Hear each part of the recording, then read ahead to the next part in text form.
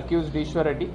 So అతని బైక్లో నుంచి ఫ్యూయల్ అది తీసుకొని రథం పెట్టినటువంటి షెడ్ ఏముంది, సో దాని లాక్ని యాక్సెల్ బ్లేడ్తో అది కట్ చేసి సో లోపల పెట్రోల్ని దాని మీద వేసి దానికి అగ్గి పెట్టడం జరిగింది.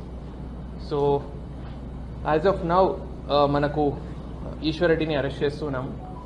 ఇది కాకుండా మిగతా దీంట్లో ఈ కేసులో ఇంకా ఎవరెవరు అక్యూజ్డ్ ఉన్నారు, దీని వెనక ఎవరున్నారు, సో ఇదన్నీ కూడా డీటెయిల్డ్ ఇన్వెస్టిగేషన్ చేయడం జరుగుతూ ఉంది. So further involvement of other accused is also being looked into అండి.